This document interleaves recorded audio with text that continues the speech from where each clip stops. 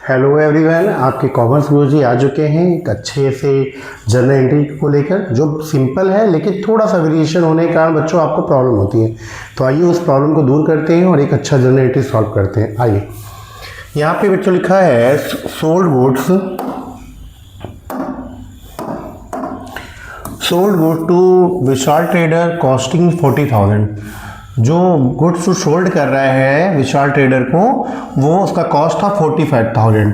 उसमें 20% प्रॉफिट की बात कर लें तो आइए बच्चों पहले हम निकाल दें इसका लिस्ट प्राइस क्या होगा। तो ये तो कॉस्ट हो गया। देखिए कॉस्ट प्राइस आपका जो दिया हुआ है वो 40,000 है। तो प्रॉफिट कितना है, 25% आपका प्रॉफिट की बात कर रहा है।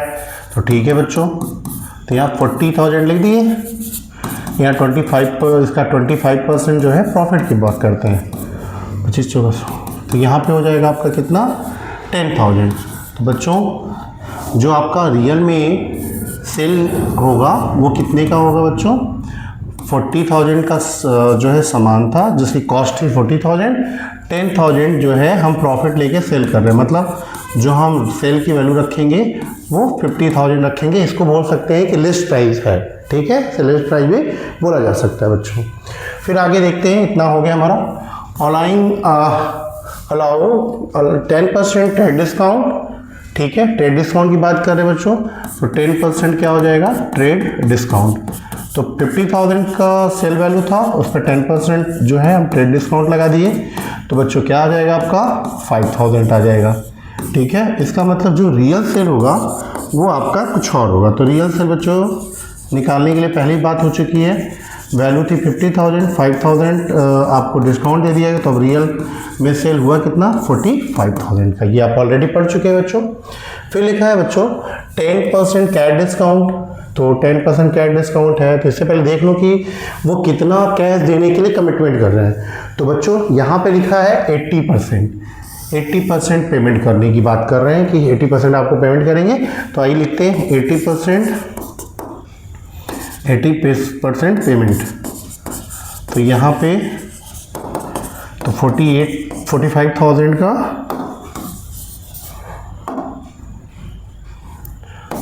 45,000 वैल्यू थी इसकी बच्चों, और इस पर 80% हो रहा है कि मैं पे करूँगा जिस पार्टनर को, जिसको मैं बेच रहा हूँ।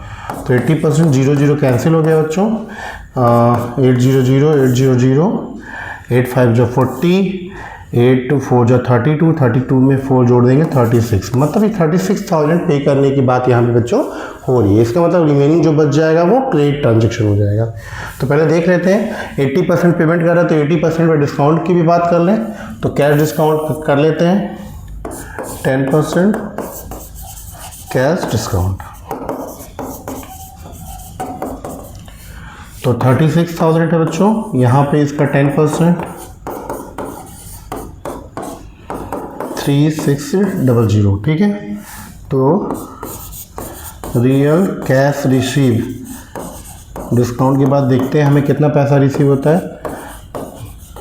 पेमेंट की बात हुई थी 36,000, उसमें मैंने 3,600 क्या दे दिया, डिस्काउंट दे दिया।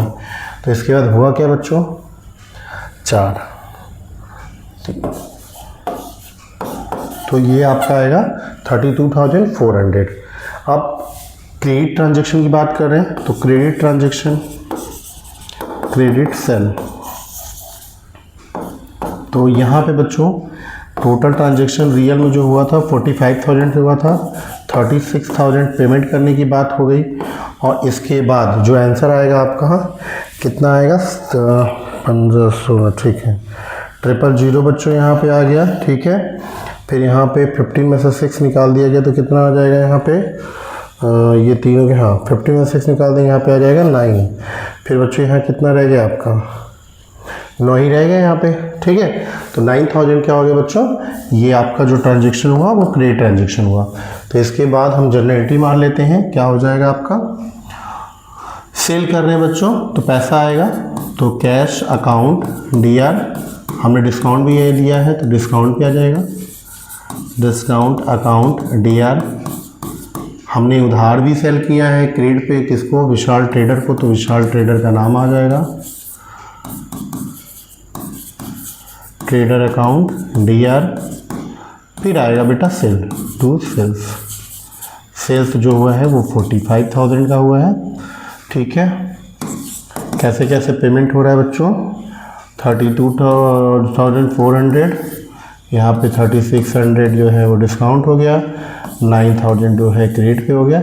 इस तरह बच्चों हमारी जनरल एंट्री क्या होती है, पूरी होती है। आशा करते हैं आपको चीज़ें समझ में आ गई हो। बच्चों ध्यान रखिए, और इस तरह के क्वेश्चन में हमेशा पूछे जाते हैं जनरल एंट्री में स्पेशली, तो आप पढ़िए और आगे बढ़िए। इसके साथ आज का ये टॉपिक ख़त्म होता है। थैंक यू सो मच बच्चों।